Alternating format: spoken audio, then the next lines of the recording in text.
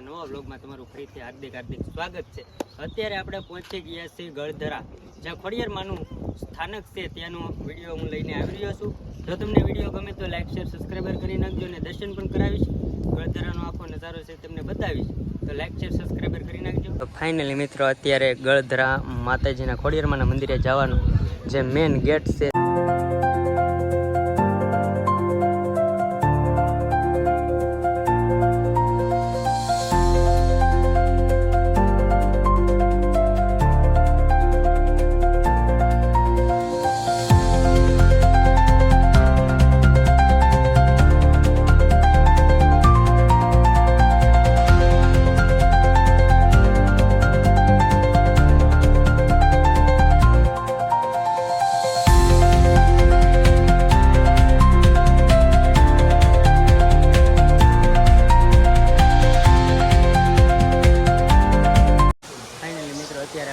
ખોડિયારમાંનું ગળધરા main મંદિર છે ત્યાં પહોંચી ગયા છીએ અને વિડીયોમાં કન્ટિન્યુ રહેજો। વિડીયોમાં પહેલી વાર હોય તો લાઈક શેર સબસ્ક્રાઈબર કરી નાખજો। હું તમને ખોડિયારમાંનો બધો ઇતિહાસ પણ જણાવીશ અને અહીંયા જે ધરા છે ખોડિયારમાંનું તેનું મહત્ત્વ શું છે એ પણ તમને જણાવીશ। તો મિત્રો આ ખોડિયારમાંનું મેન મંદિર છે, તમે જોઈ શકો છો, આ બાજુ ધરા છે। જય માતાજી મિત્રો, તો અત્યારે આપણે ગળધરા પહોંચી ગયા છીએ અને ગળધરા વિશે થોડો ઘણી માહિતી આપણે બાપુ પાસેથી જાણશું કે ગળધરા ખોડિયારમાંનો ઇતિહાસ શું છે, તો આપણને બાપુ જણાવશે।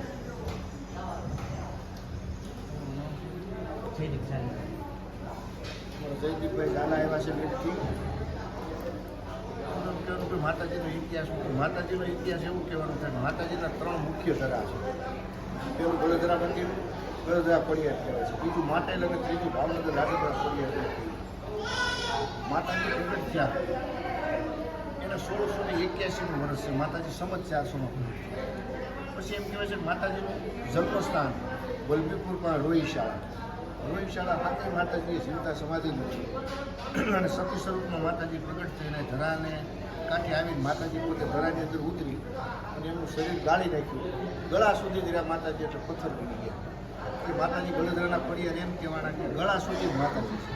આ માતાજી કોઈ ગળધરા ખોડિયાર કોઈ બનાવેલા કંડારેલા તો આપોઆપ સ્વયંભૂ માણસમાંથી પથ્થર થયા। પછી તો અનેક મંદિરો છે માતાજીના, પણ માતાજીના કાયદેસરના 3 ધરાવો કહેવાય, બરાબર। પછી બીજું અહીંયા માતાજીને ખૂબ જ પબ્લિક આવે છે, દર્શન કરવાના એક સ્થળ છે। બીજા નંબરમાં કે લગભગ વિશ્વનું કોઈ માણસ અહીં બાકી નથી। આ એવું ફેમસ મંદિર છે કે એક તો પહેલા નંબરમાં કે નેચરલી બધું જોવા એવું મળે છે કે જંગલ વિસ્તાર છે, પાણીના ઝરણા છે। બીજા નંબરમાં રોકાવું તો રોકાવાની સગવડ પણ અહીંયા છે।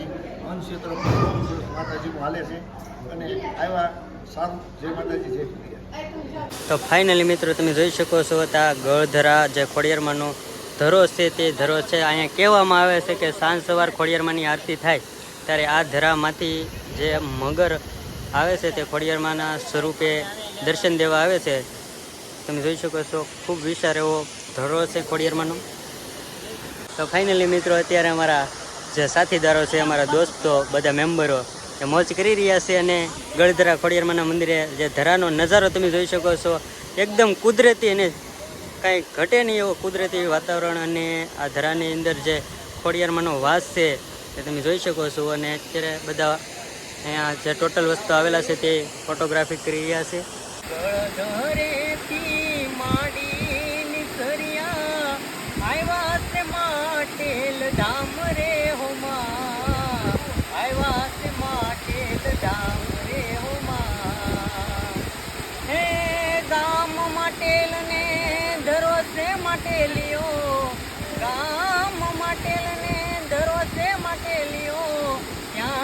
ખોડિયાર માનાર થાન, ત્યાં છે ખોડિયાર માનાર થાન।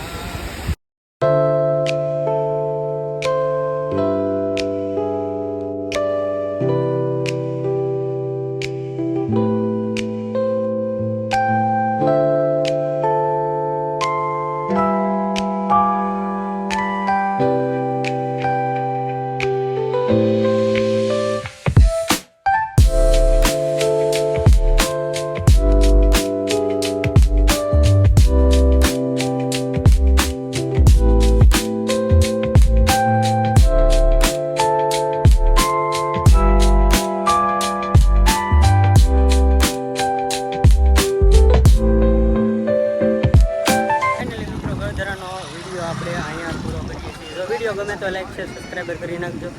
જય માતાજી.